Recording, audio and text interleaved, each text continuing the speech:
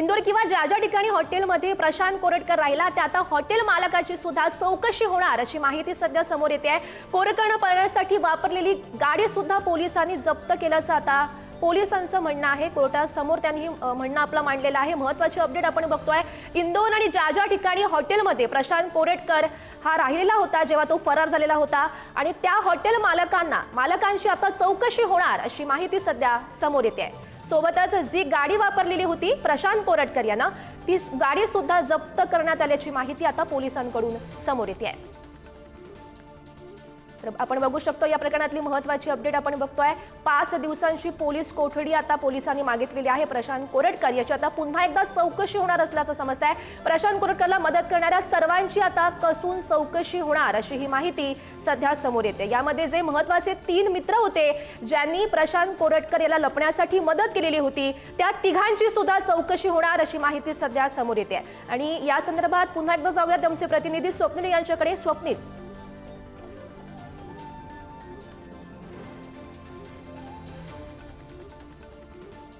आहे त्यांना ताब्यात घेणं आता नितांत गरजेचं आहे, कारण की त्यांच्याकडून देखील याला गुन्ह्यामध्ये सपोर्ट केल्याचं पाहाव्यास मिळते। प्रशांत कोरटकर याने जे केलेला गुन्हा आहे त्यामध्ये ह्या तिघांनी सहकार्य केलेलं आहे। तसेच ज्या ज्या हॉटेलवरती प्रशांत कोरटकर राहिला ते हॉटेल मालक देखील आता पोलिसांच्या रडारवरती आहेत, त्यांना देखील ताब्यात घेण्याची शक्यता वर्तवली जाते।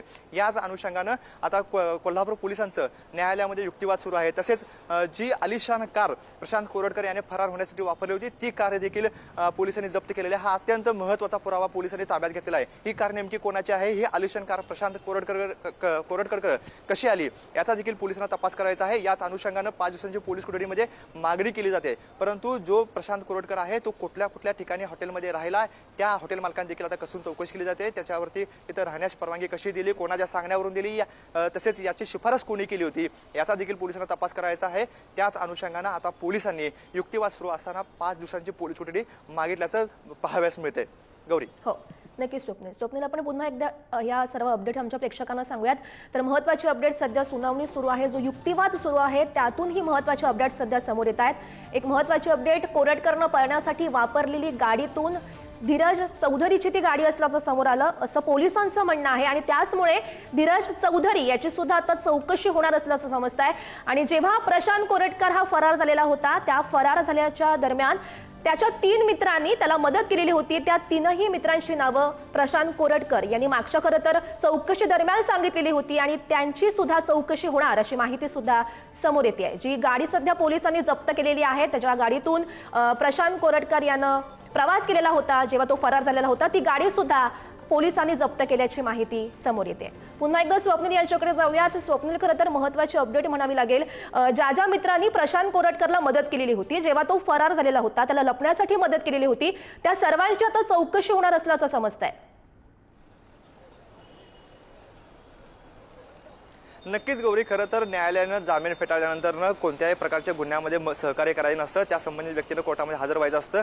परंतु कोल्हापूर सत्र न्यायालयाने मुंबई उच्च न्यायालयानं जामीन फेटाळल्यानंतर प्रशांत कोरटकर हा फरार झाला होता आणि याच न्यायालयानं जामीन नाकारल्यानंतर त्याला फरार होण्यासाठी ज्या व्यक्तींनी सहकार्य केलं, ज्यांनी मदत केली त्या व्यक्ती रडारवरती आहेत। जी कोल्हापूर पोलिसांनी गाडी जप्त केली आहे त्या व्यक्तीचा देखील आता शोध लागलेला आहे, त्या व्यक्तीला देखील ताब्यात घ्यायचा आहे। जे आलिशान कार प्रशांत कोरटकर याला वापरण्यासाठी दिली त्या व्यक्तीच्या आणि प्रशांत कोरटकरचे काय संबंध आहेत याचा देखील कोल्हापूर पोलिसांना तपास करावायचा आहे। तसेच ज्या 3 मित्रांनी त्याला मदत केली त्या मित्रांचा याचा काय संबंध आहे, तसेच त्या व्यक्तींसोबत आणखी कोणी व्यक्ती संपर्कात होते का, की त्यांच्यासमोर संपर्कामध्ये पोलीस होते का, की राजकीय व्यक्ती संपर्कात होते, काय राजकीय दबाव होता का, त्याला फरार करण्यासाठी कोणी कोणी सहकार्य केलं या दृष्टीने देखील आता कोल्हापूर पोलिसांना तपास करावायचा आहे।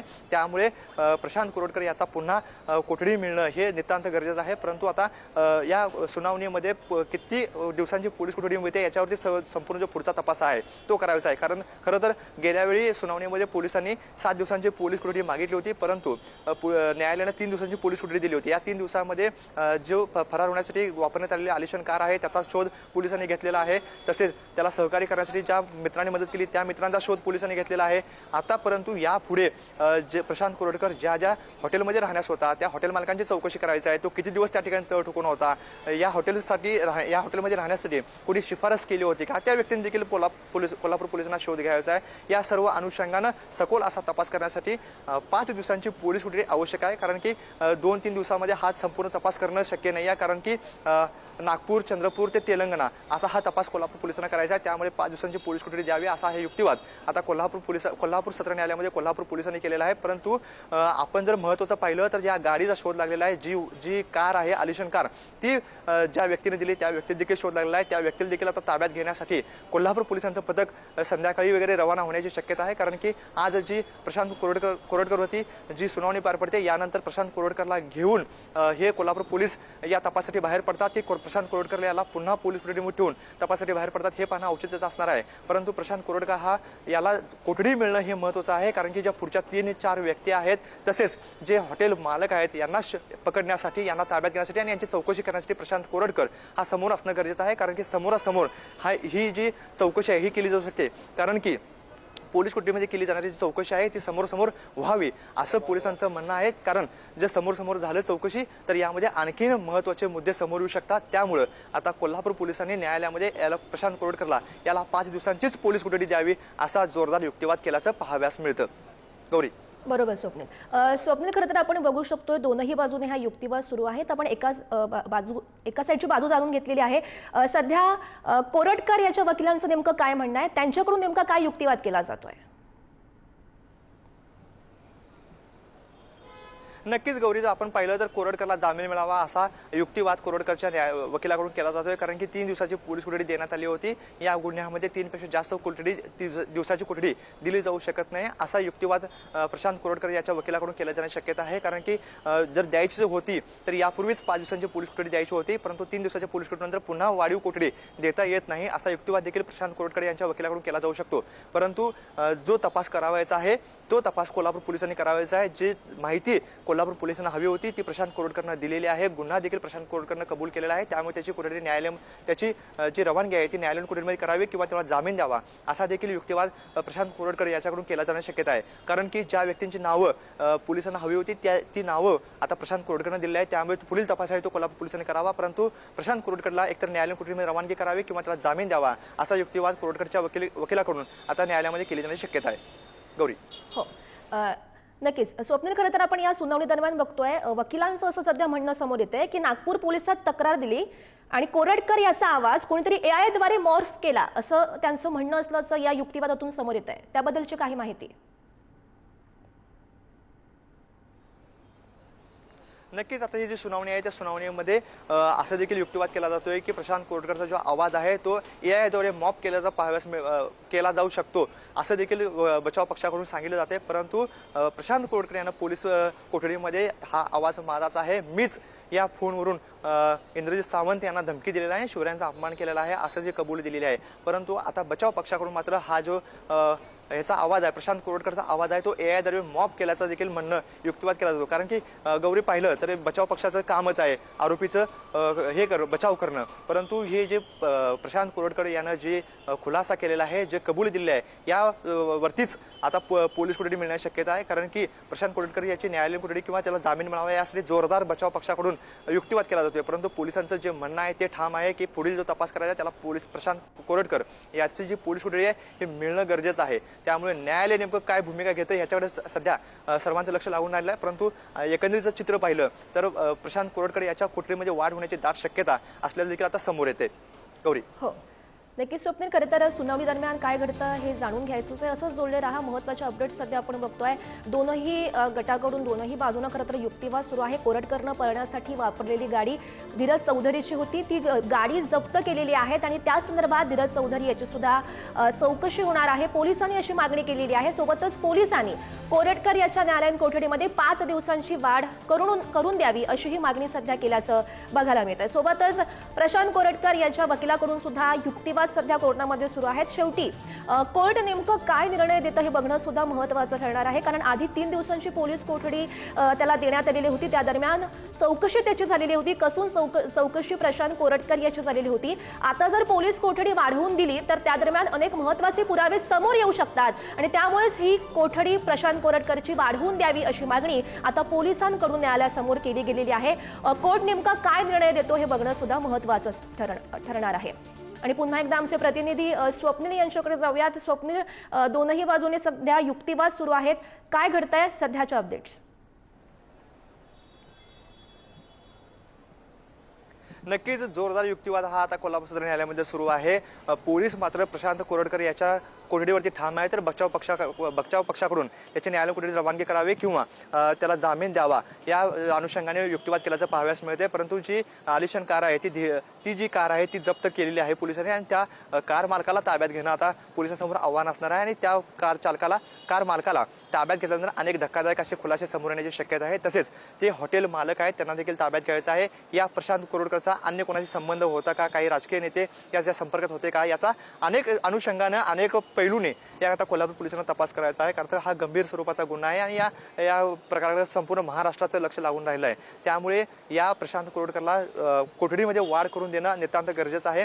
त्याशिवाय पुढील तपास जो आहे तो करणं अवघड आहे. अनेक पैलू जे आहेत, जर प्रशांत कोरडकरची न्यायालयीन कोठडीमध्ये रवानगी केली किंवा त्याला जामीन दिला तर जे पुढचे जे तपास करायचा आहे ते तपास करण्यामध्ये पोलिसांना अडथळे येऊ शकतात. त्या अनुषंगाने जे मदत पाहिजे प्रशांत कोरडकरची जी खुलासे होणार आहेत त्यामध्ये देखील अडचणी येऊ शकतात. त्यामुळे प्रशांत कोरडकरला याला कोठडीमध्येच ठेवलं जावं असा युक्तिवाद सरकार पक्षातर्फे केला जातोय. तसेच ज्या अन्य संशयितांना ताब्यात घ्यायचं आहे त्या संशयिताकडून जे खुलासे होणार आहे त्याचं 1 to 1 करणं देखील पोलिसांसमोर एक चॅलेंज असणार आहे. ते जे खुलासे जे संशयित आरोपी आहेत आणि पुढचे जे आहेत त्यांना ताब्यात घेतात त्यांचं म्हणणं काय आहे आणि प्रशांत कोरडकरचं म्हणणं आहे ह्याचं जुळून येतं का हे देखील पाहणं औचित्याचं असणार आहे. ह्याचा देखील तपास पोलिसांना करायचा आहे. कारण की जे नावं प्रशांत कोरडकरने यानं जे पोलिसांसमोर दिलेली आहेत त्या व्यक्तींचा आणि याचा जो संबंध आहे याबाबत आणखी काही खुलासे पोलिसांना करायचे आहेत. त्यामुळं जर याची रवानगी जर न्यायालयीन कोठडीमध्ये केली तर हा पुढील तपासामध्ये अनेक अडचणी येऊ शकतात. त्यामुळे याला पोलीस कोठडीत दिलं जावं असा जोरदार युक्तिवाद सरकार पक्षातर्फे केला जातोय. परंतु असं असलं तरी 3 दिवसामध्ये जो तपास केलेला आहे तो जवळपास अनेक पटीनं पोलिसांनी केलेला आहे. त्यामुळे न्यायालयाचं देखील म्हणणं आहे की अन्य जो पुढे तपास करायचा त्यामध्ये अनेक पैलू काय येऊ शकतात समोर याचा देखील प्रश्न आता पोलिसांना न्यायालयाकडून विचारला जाऊ शकतो. कारण की जो तपास करायचा आहे तो कोल्हापूर पोलिसांनी तो तपास केलेला आहे. जो महत्त्वाचा मोबाईल होता तो डाटा रिकव्हर करण्याचं काम आहे. कारण की प्रशांत कोरडकर यानं गुन्ह्याची खरं तर कबुली दिलेली आहे. त्यानं जे धमकी दिलेली आहे त्यानंच धमकी दिल्याचं कबूल केलेलं आहे. त्यामुळे जे त्याचा डिलीट केलेला डाटा आहे तो रिकव्हर करण्याचं काम पोलिसांसमोर असणार आहे. कारण की न्यायालयामध्ये ते पुरावे देखील देणं स्वप्नील तुम्हाला थोडंसं थांबवते. महत्त्वाचे अपडेट्स खरं तर समोर येत आहेत. असीम सरोदे आणि सौरभ घाग म्हणजे प्रशांत कोरडकर यांचे वकील या दोघांमध्ये सध्या जोरदार युक्तिवाद सुरू असल्याचं बघायला मिळत आहे. वकील असीम सरोदे यांनी महत्त्वाचे मुद्दे उपस्थित केलेले आहेत. प्रशांत कोरडकर खोटारडे आहेत हे समोर आलंय. पुरावे नष्ट केल्याचं स्पष्ट झालेलं आहे. त्यासाठी पोलीस कोठडी मिळणं हे गरजेचं असल्याचं आता असीम सरोदे यांचा आपण हा युक्तिवाद बघतोय. असीम सरोदे आणि सौरभ घाग यांच्यामध्ये या दोघांमध्येही जोरदार सध्या न्यायालयांमध्ये युक्तिवाद सुरू आहेत आणि त्याच दरम्यान वकील असीम सरोदे यांची ही मागणी पुरावे नष्ट केलेले त्यांनी स्पष्ट झालेलं आहे. त्यामुळे त्याच्या पोलीस कोठडीमध्ये वाढ करून द्यावी अशी मागणी आता वकील असीम सरोदे यांनी केली आहे. तर पुन्हा एकदा आमचे प्रतिनिधी स्वप्नील यांच्याकडे जाऊयात. स्वप्नील, आपण बघतोय जोरदार युक्तिवाद सुरू आहे सध्या वकील असीम सरोदे आणि प्रशांत कोरडकर यांचे वकील सौरभ घाग यांच्यामध्ये. सध्या काय सुरू आहे? नक्कीच आपण गौरी 1 वाजता सुनावणी सुरुवात झाली आणि सुनावणीच्या सुरुवातीपासूनच सरकारी वकील आणि प्रशांत कोरडकर याचे वकील यांच्यामध्ये जोरदार असा हा युक्तिवाद सुरू असल्याचं पाहाव्यास मिळतं. कारण की प्रशांत कोरडकर यानं मोबाईलमधील डाटा डिलीट केला असून डिलीट केल्याची कबुली दिलेली आहे. तसेच त्यानेच धमकी दिल्याची कबुली दिलेली आहे. खरं तर पुरावा नष्ट करणं हा गंभीर स्वरूपाचा गुन्हा आहे. एकीकडे प्रशांत कोरडकर हा गुन्हा देखील कबूल करतोय आणि त्याने त्याच्या मोबाईलमधील डाटा देखील डिलीट केलेला आहे. त्यामुळे प्रशांत कोरडकर हा अत्यंत खोटारडा आहे आणि त्याच्या पोलीस कोठडीमध्ये वाढ करणं गरजेचं आहे. कारण की त्याच्याकडे अनेक पैलूने तपास करायचा आहे. त्याने अन्य काही गोष्टी लपवलेल्या आहेत का, त्याने अन्य काही या प्रकरणासंदर्भात कोणाशी चॅटिंग केलेलं आहे का, कोणाच्या संपर्कात होता का. तर दोनही बाजूने हा युक्तिवाद सुरू आहे, जोरदार युक्तिवाद सुरू आहे. कोर्ट नेमकं काय निर्णय देतं हे बघणं सुद्धा महत्त्वाचं ठरणार आहे. स्वप्नील, धन्यवाद दिलेल्या सविस्तर माहितीसाठी.